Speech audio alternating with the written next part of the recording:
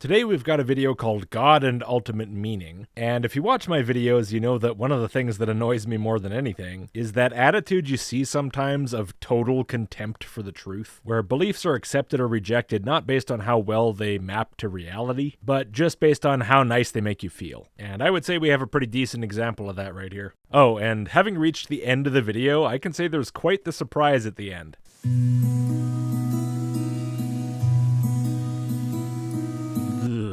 I can already tell this isn't for me. Please stop. The blandness hurts my ears. Hello and welcome to our video series on the existence of God. Thank you. I was worried that music was going to play the whole time in the background. I can handle a lot these days, but I'm not sure I would have made it. In today's segment, we're going to look at the relationship between God and ultimate meaning. Okay, so what's the relationship? Is it like God does the meaning, and now stuff means stuff? Let's begin by asking a question. Oh, okay. So how about we go with, if you were planning to buy a brand new shirt for this, why didn't you iron it first before you got on camera? I see those creases running down your chest like a pair of suspenders. That came straight out of the bag. This is like something I would do, not a serious professional like yourself. What would a world look like without God? Oh, sorry, man. You wanted to ask the question. Okay, now I get it. Sorry. How would the world look like without God? Exactly the same way it actually does. There would be no ultimate meaning. Well, so I don't think there is a God, and I don't think that kind of ultimate meaning stuff is real, but I don't think that means it couldn't be real without a God. I mean, it could be the case that the fundamental reality of everything dictates that green lights must mean go. It'd be weird, yeah, I don't really get how it'd work, but I think the God thing's weird. I don't really get how that works either. To me, it doesn't seem like that stark of a difference. What would a world look like without God? There would be no ultimate meaning. In other words, if there is no God, then there is no ultimate meaning. Okay, I'll admit that several of those words technically are other words, but even so, can we agree you basically just said the same thing twice? Think about it. Okay, hold on.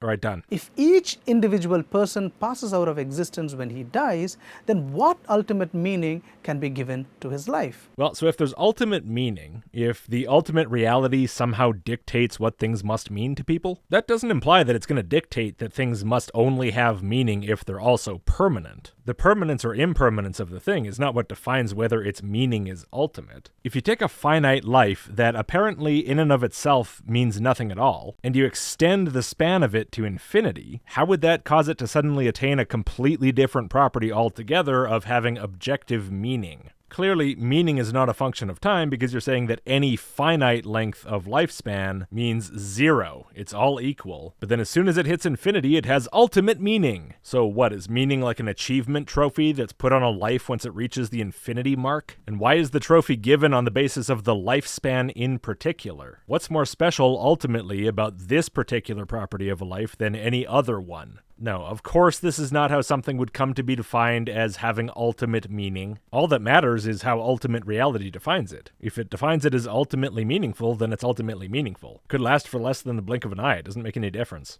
It seems like you're trying to look to some sort of ultimate reality to define the ultimate meaning of things for you, but then if it defines it wrong, in your opinion, you'll be like, no, listen. It only gets to count if it also lasts forever. Come on. Get with the program, ultimate reality. You can do the meaning better than this, buddy.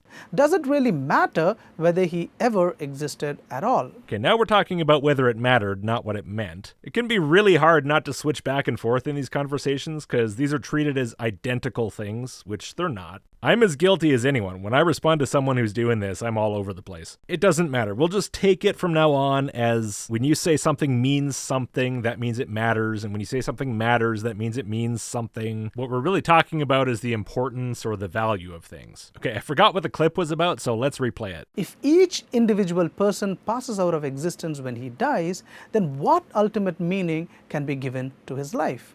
Does it really matter whether he ever existed at all?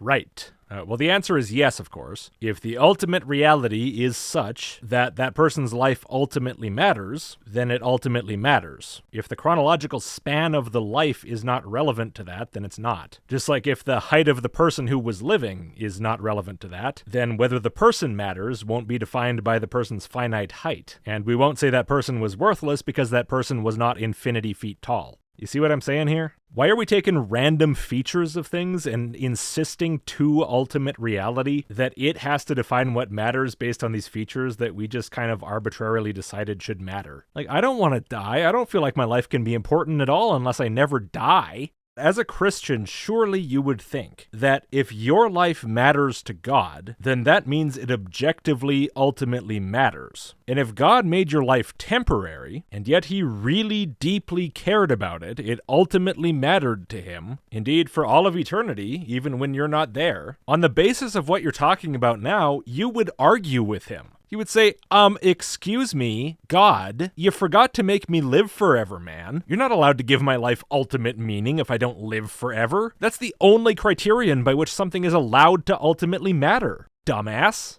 Yeah, I don't know, man. Maybe you should get your priorities straight. As a Christian, maybe you should be looking to God and not to yourself. Maybe you shouldn't be measuring the importance of things by their span across some arbitrary dimension, and instead measure them by whether the ultimate reality of God considers them to ultimately matter. His life may be important relative to certain other events, but what is the ultimate significance of any of those events? I don't know. Why are you asking me? I'm not the ultimate reality. I don't make up the rules. But so here's a thought for you, though. You're a Christian. Presumably you think life goes on after death, but other things don't. Things that aren't humans, that don't have souls, that don't go to heaven. They come and they go. And I'm getting the impression that if something doesn't last forever, then the ultimate reality has defined that as not mattering. But doesn't that include basically the entire universe other than humans? So nothing in the universe matters at all? The whole thing was a pointless endeavor by ultimate reality for no reason? I mean, maybe that's what you think. Okay, fine. It just seems a little bit silly to me to assume that almost all of everything that the reality did, or includes, is deemed to be completely worthless. It could be true, don't get me wrong, but it just seems kind of weird to me as a thing to assume. Like, where are we getting that? Why are we treating that like it's a given? To me, it doesn't seem like one. It seems like you'd have to have some sort of a reason to believe that. If all the events are meaningless, then what can be the ultimate meaning of influencing any of them? Well, the influencing of the other events is its own thing. So that could have its own importance to science. So that could matter, despite the events themselves that are being influenced not mattering in and of themselves. Like, maybe it doesn't matter which events they are or anything about them, but it's really, really fundamentally important that you shuffle them around. For some reason that's just beyond us. You know, God and stuff or whatever. It's too big for us to comprehend why it matters, right? Anyway, I like how you've put zero effort into establishing that impermanence must mean meaninglessness, but you're just running with that now as if that's obvious fact. Ultimately, it makes no difference. Oh no, ultimately it does. Go ask God, he told me. Open your mind, okay? Give God a chance. Maybe try praying sometime. Understand that you can't understand a fraction of what God understands. Humble yourself. Look at it from another perspective. All right, hold on. Okay, done. Scientists tell us that the universe is expanding and everything in it is growing farther and farther apart.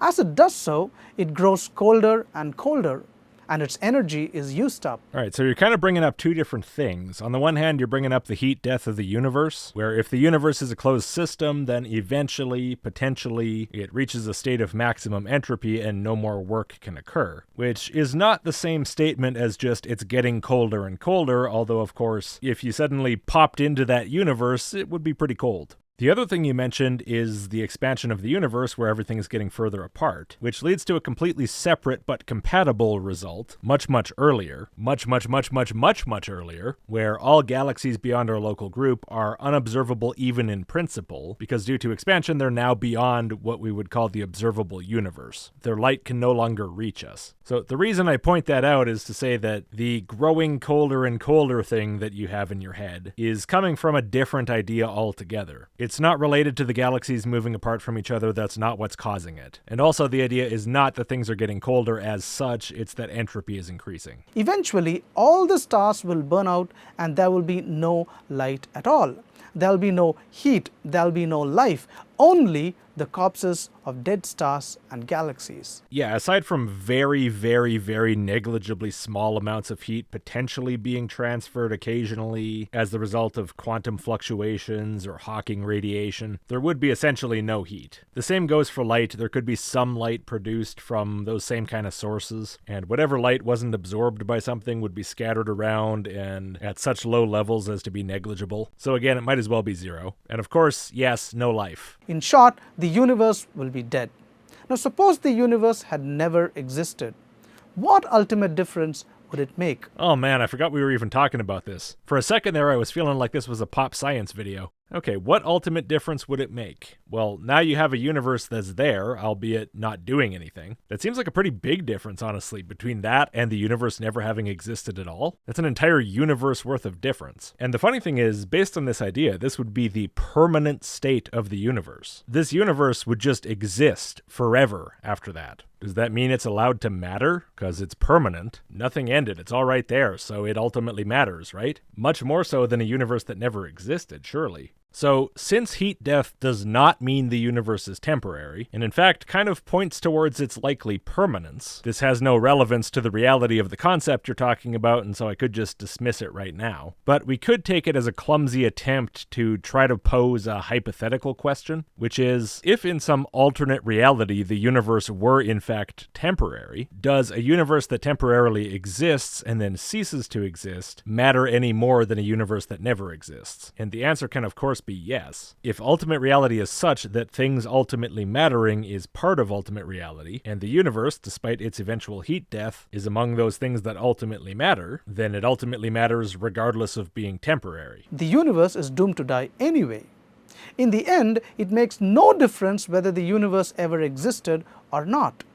Therefore, it is without ultimate significance. All right, I think I'm going to stop talking about the potential of other ultimate realities other than God that are such that they make things ultimately matter. Because the thing is, from my actual perspective, the entire concept of something having ultimate importance is really just massively missing the point. Whether it's a god causing it, some weird physical property of reality causing it, some weird godless karma-like spiritual system causing it, or even just the permanent existence of everything causing it. To me, all of these things miss the point completely, which is that stuff mattering is not about ultimate or eternal. It's personal, and it's about your personal integration into your world. You have a web of connections around you to all sorts of different things, and for the most part, that's what drives your feeling that things matter, is how they're actually relevant to you. And yes, what you care about now, you won't care about later. What anyone cares about now, no one will care about later. But none of that changes the now. You can think about heat death all day long, but that has nothing to do with your life. It has nothing to do with your connection to your world. If you really feel that you must interpret things in terms of ultimate and eternal because you have this religious thinking stuck in your head, you can, because what happens to you at any moment, including you caring about things, is as real as anything else, including so-called ultimate reality. That which is real simply is real. There are no tiers of realness. Priority is not given to one real over another real, because that would imply there are different realities with different levels of reality. Now, of course, there's a different concept, which can cause confusion here, which is there are layers of abstraction over the bare metal of the universe. Your feelings, of course, are not fundamental physics. They're emergences from emergences from emergences. But however emergent they are, if they're happening, they're real. Whatever reality is, they're part of its true essence, just like anything else that ever happens or exists. They're not violations of reality. They're not intruders into it. They're just parts of it. Whatever is fundamentally real or ultimately real, or whatever words you want to use, is the ultimate bedrock or the foundation of what you are. You're made of it. You're a manifestation of it. You're an aspect that reality can take on.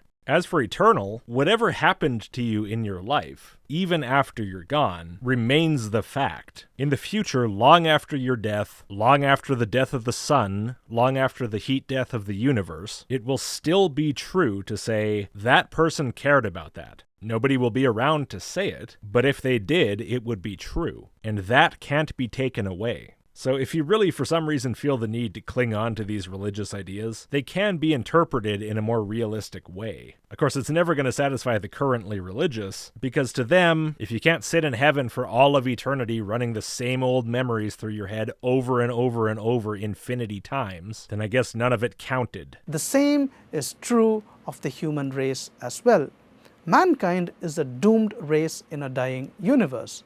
Because the human race will eventually cease to exist, it makes no ultimate difference whether it ever did exist. I guess I don't have to repeat myself on that. I think I've said everything I wanted to say clearly enough. But yeah, this thing of things having to be ultimate and eternal is a real hang-up people have. When I learned about this idea, probably a lot older than most of you, I really didn't understand what people were so worried about. It's kind of like saying, but why would I go out with my wife on a nice date? We'll just go to the restaurant and we'll get the food, and then the food will be gone, and then we'll go home and we won't even be there anymore, and then we'll sleep and the day won't even be happening anymore, and then probably 5 years from now, neither of us will even think about the fact that it happened. Might as well just sit at home and mope. Like, what kind of lifestyle is this? It makes no sense to me. But so many religions are so obsessive about this kind of thinking. It seems like such a sad, miserable way to live, where you deny everything the right to just be what it is, when it is, in its own way, for the time it has. No bright sparks that burn out are allowed. Nothing special, nothing is unique to now and to you. There's nothing about your life and your time on the earth that's allowed to be extinguished to make it distinct from the next person's time, or to make it distinct from the next turning of the cosmos. As I see it, everything interesting is defined by its limitations and boundaries. A painting with no boundaries on the canvas is just a uniform brown sludge. What are human lives with no boundaries? What is anything of humanity with no boundaries, including in time? Would the Roman Empire be as interesting if it never fell? But this type of worldview rails against the boundaries. It promotes them as something to be feared. It can never allow anything to exist within its own limits. Everything has to merge together into an amorphous sludge of the ultimate eternal. And they cling to this. They want this. They're desperate for it. They think that if they didn't believe it, their lives would be somehow worse for it. And I'm sure my background colors my perception here, but I can't see the appeal. But so many people are so desperate for this to be real that they'll lash out against actual reality as it interferes with their attempts to try to make this feel like reality. Mankind is thus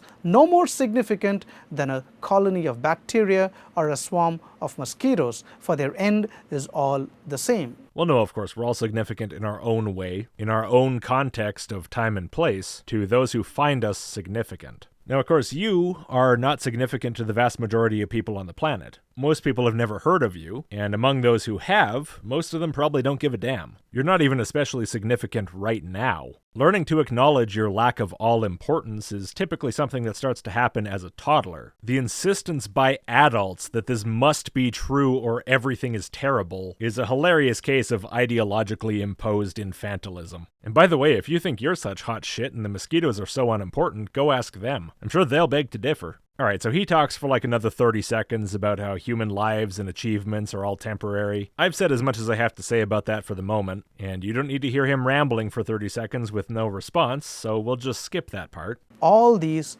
come to nothing.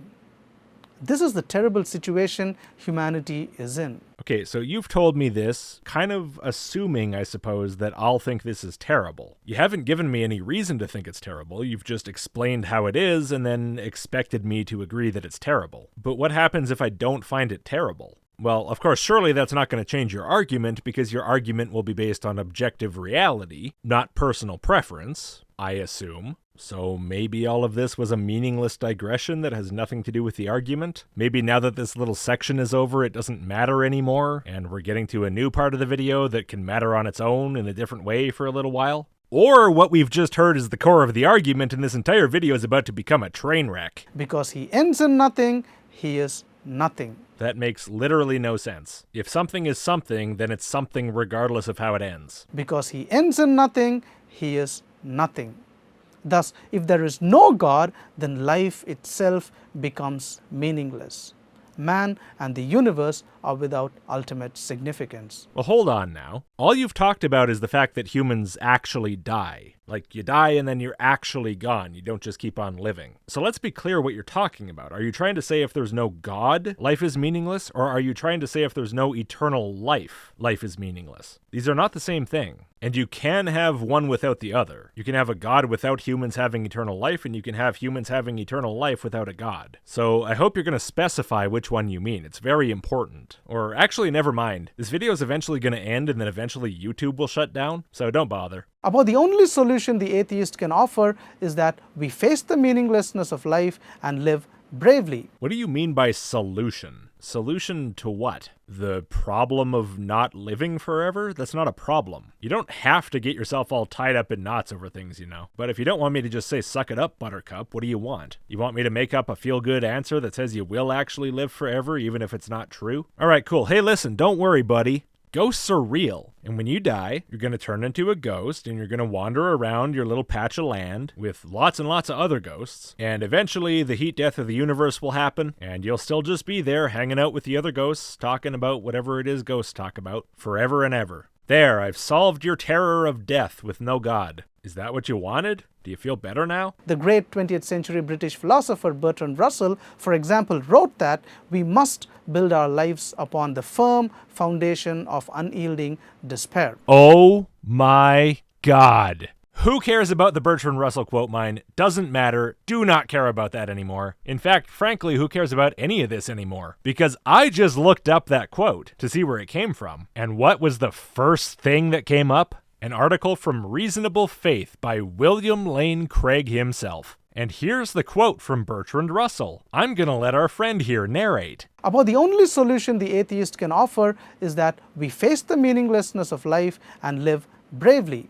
The great 20th century British philosopher Bertrand Russell, for example, wrote that we must build our lives upon the firm foundation of unyielding despair. Oh no, buddy, what are you doing? No, I don't care how meaningless you think life is. You don't just get to do that and get away with it. Listen, hey, maybe it's just a one-off thing. Maybe you copy-pasted that into your script just to sort of remind yourself of the idea, and then you looked back at it and you thought you'd written it. Maybe this is no big deal. I should point out, nothing about this video indicates that it's meant to be just a reading of the Craig article. This is presented as original content, and you've already heard that he's changing some words. He's also not associated with Reasonable Faith. He's the founder, and who knows, maybe the only member, of Credible Truth Ministries of Chennai, Southern India. Let's listen on, and hopefully we won't hear any more plagiarism. Now, having agreed that without God there can be no ultimate meaning, atheists continue to live as though life does have meaning.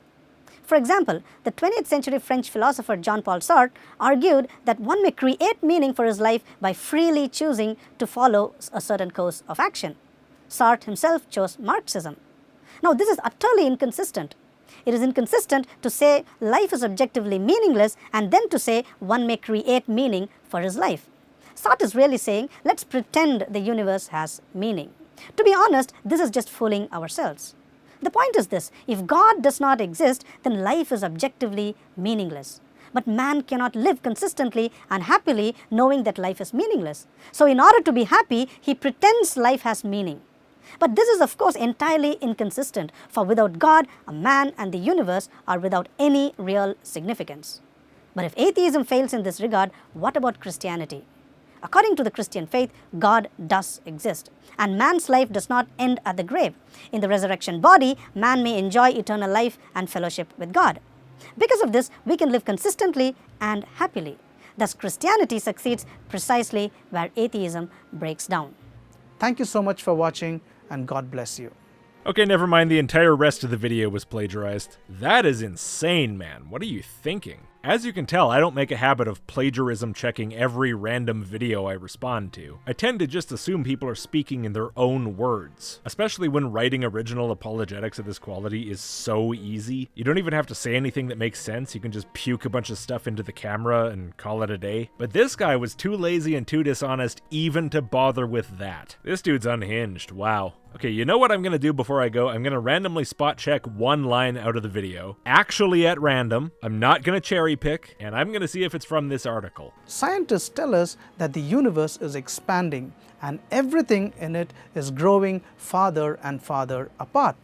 As it does so, it grows colder and colder, and its energy is used up. There it is. I swear that was the first clip I clicked on. That does not bode well for the rest of the video that I haven't checked. Some of you who knew that essay already were probably screaming at the screen that whole time. But hey, what can you do? I'm still not going to plagiarism check literally everything. Oh man, it's a wasteland out there in apologetics world, huh? Well, anyway, if nothing else, I guess I can say I've sort of argued with William Lane Craig now. I'm not impressed. Anyway, thank you all for watching. If you would, before you go, please do give the video a like and click subscribe if you haven't. And if you like the channel, maybe consider supporting. I don't take sponsorships, so a couple of bucks per video or per month is enormously helpful. And huge thanks to all of my supporters who've already made that choice. Join the Discord, and for early access, email list.logicked.com, and I'll see you next time.